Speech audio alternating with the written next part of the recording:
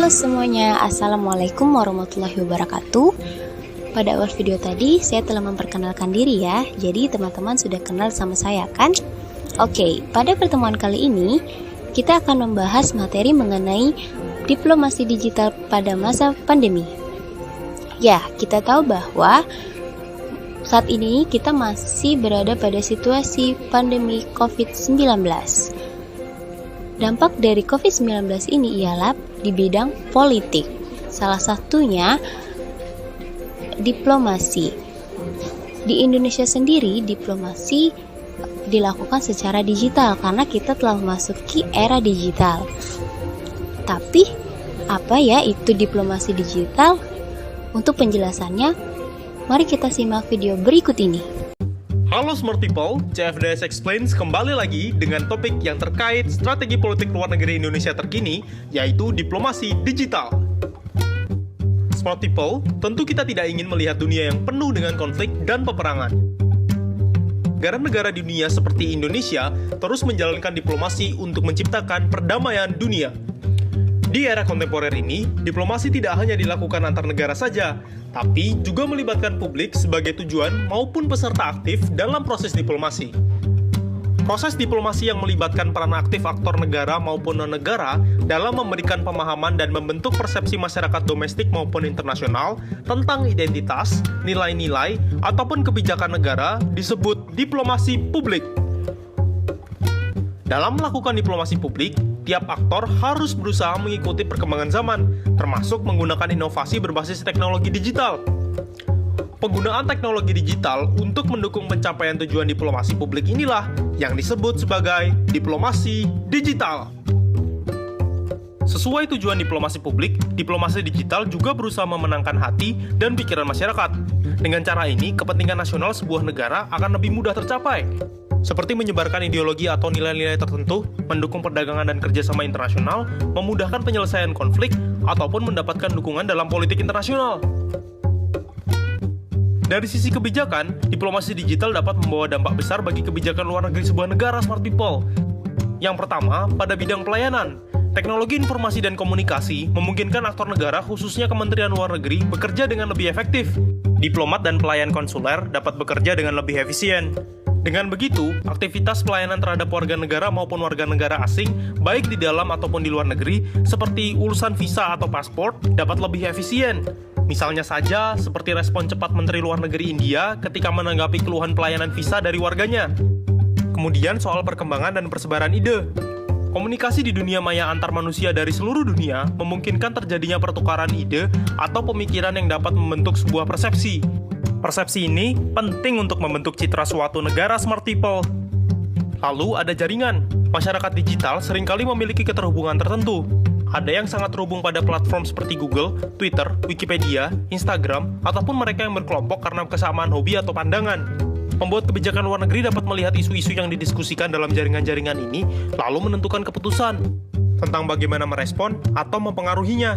Keempat, informasi. Jaringan-jaringan itu kemudian dimanfaatkan oleh pihak yang berkepentingan, terutama pemerintah, untuk mengambil atau menyebarkan informasi, seperti membaca big data tentang opini publik lewat Facebook, berinteraksi dengan masyarakat dunia lewat Twitter, ataupun mempromosikan pariwisata di Instagram. Kini, kita dapat memahami bahwa diplomasi digital dapat menjadi strategi baru dalam komunikasi antar aktor transnasional, mulai dari kepala negara, menteri, diplomat, akademisi, pengusaha, mahasiswa, blogger, dan sebagainya. Dengan teknologi digital, proses diplomasi dapat lebih inklusif, transparan, partisipatif, murah, cepat, dan bersahabat. Tapi, diplomasi digital ini juga memiliki kelemahan, Smart People. Misalnya saja, diplomasi tatap muka seringkali jauh lebih efektif. Kemungkinan peretasan terhadap informasi diplomatik rahasia, ataupun sulitnya mengontrol aktor yang terlibat karena luasnya jejaring yang ada. Oleh karena itu, perlu digarisbawahi bahwa diplomasi digital bukan merupakan pengganti diplomasi konvensional, Smart People.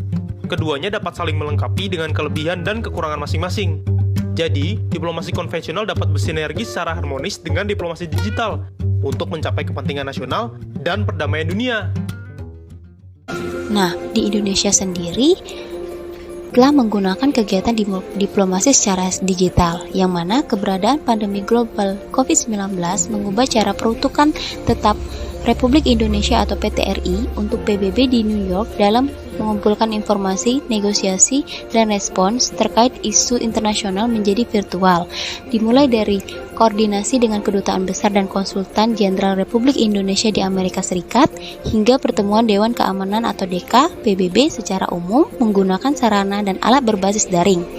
Walaupun ada perubahan seperti Indonesia tetap dapat menjalankan diplomasi dengan optimal, Indonesia secara digital tetap aktif berupaya melindungi warga negara Indonesia dan berpartisipasi dalam berbagai pertemuan di PBB guna mendukung upaya global mengatasi COVID-19, menjalankan pembangunan berkelanjutan, serta menjamin perdamaian dan keamanan internasional. Untuk lebih jelasnya, mari kita tonton lagi video berikut ini. Pak Faizal, selamat untuk International Conference on Digital Diplomasi, Pak. Hampir 2 tahun selama pandemi seluruh negara melakukan proses diplomasi secara digital. Bagaimana proses diplomasi secara digital ini dilaksanakan sehingga pesan diplomasinya ini tetap sampai, Pak? Pembelajaran dari 2 tahun terakhir ini memang kita bisa melakukan hal tersebut. Walaupun ada keterbatasan, katakanlah tidak semua negara memiliki akses jaringan internet yang sama, sehingga tidak selalu bisa terjalin komunikasi yang lancar, bisa terputus-putus dan lain-lain. Itu mungkin sebabnya salah satu keluaran atau hasil akhir dari pertemuan kita kali ini adalah bagaimana negara-negara bisa melakukan pembangunan kapasitas bagi negara-negara yang memang memiliki still atau masih memiliki keterbatasan. Jadi semuanya masih dalam proses pembelajaran. Lalu bagaimana dengan isu-isu sensitif, Pak, seperti isu perbatasan, isu Timur Tengah, isu perdamaian yang seyogianya dilakukan secara face to face, Pak? Bagaimana untuk proses diplomasi ini pesannya dan goalnya itu sampai, Pak? Seperti saya sebutkan tadi ya, semuanya masih dalam proses belajar. Ada hal-hal yang bersifat persiapan untuk menuju satu negosiasi yang bisa kita lakukan secara virtual. Penyiapan dokumen, penyiapan agenda dan lain-lain bisa kita lakukan secara virtual. Jadi ada hal-hal yang memang bisa difasilitasi oleh teknologi.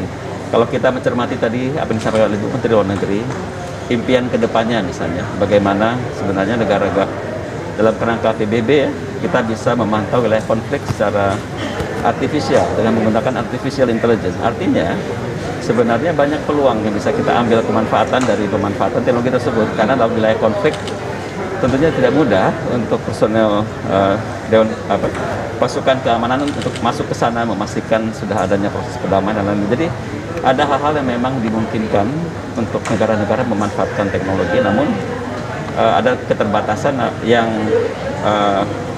dari satu sisi bisa dibantu dalam proses menuju satu pertemuan yang fisik ya.